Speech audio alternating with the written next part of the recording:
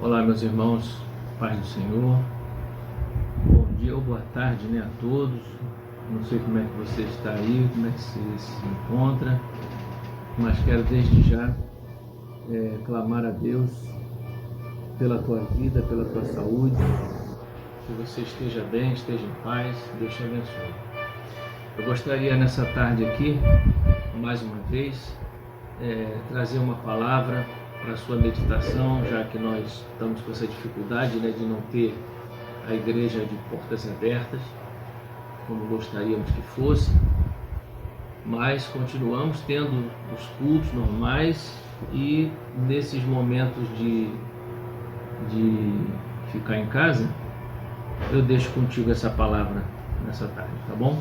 Eu queria ler com você um texto que eu acabei de escrever aqui sobre o que eu pretendo falar e que também, de uma certa forma, é assunto que nós vamos abordar com mais facilidade, com mais tranquilidade no culto de quarta-feira que vem. Bom, vou falar aqui sobre um evento, uma coisa que eu imagino que esteja acontecendo nos dias de hoje, que antecedem o fim dos tempos. Eu penso assim, eu imagino assim, e eu chamo isso de um avivamento emocional. É a maneira como eu entendo que está acontecendo. Então eu vou ler o que eu escrevi sobre essa situação. Diz aqui a própria palavra, reino contra reino, irmão contra irmão. A gente fica imaginando assim que tudo isso seria inevitável, porque está escrito na palavra de Deus, em Mateus capítulo 24. A questão que fica é o seguinte: mas por que reino contra reino? Por que irmão? Por que tanta desavença? Por que tanta briga? Por que tanta confusão? E pensando sobre isso, eu escrevi assim: a partir do momento em que no contexto social a verdade deixou de ser, no contexto social, a verdade deixou de ser absoluta e passou a ser uma questão de foro íntimo, foro pessoal, cada um decide o que é verdade, paralelamente começou um processo de enfermidade psicológica, emocional, coletiva. Estamos todos emocionalmente doentes e as grosserias e intolerâncias de um afetam diretamente o outro, de tal forma que as pessoas, por um motivo qualquer, um motivo banal, estão se agredindo, estão se odiando. Nunca se viu em tão pouco tempo tantas separações, tantos divórcios. A união, até que a morte os separe, virou um jargão de programa humorístico. E as pessoas vivem um período de individualismo declarado sem remorso. As pessoas estão cada vez mais escravizadas pelo prazer do consumo, dos cuidados com o corpo, com a saúde e com a beleza. E vivemos um tempo em que um cãozinho peludo vale mais do que uma criança órfã. E a pergunta que fica: será que ainda temos tempo para amar a Deus e ao próximo? Afinal, são tantas as necessidades pessoais, com trabalho, estudo, cuidados pessoais e compras. As compras. As compras são o momento de extravasar, é o momento de prazer, é o momento de bem-estar pessoal, é o momento onde você joga fora todas as suas frustrações. É aquele momento que você vai comprar, que você vai consumir. Tudo isso eu coloco dentro de um contexto de um avivamento emocional, que não tem utilidade nenhuma, obviamente.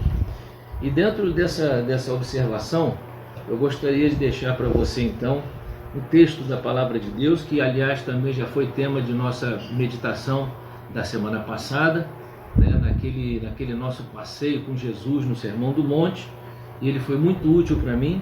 Eu gostaria de repetir para você aqui um desses textos que se encontra no Evangelho de Mateus, capítulo 6, versículo 25 ao 27, que diz assim: por isso vos digo, não andeis cuidadosos quanto à vossa vida, pelo que andeis de comer ou pelo que haveis de beber, nem quanto ao vosso corpo, pelo que haveis de vestir.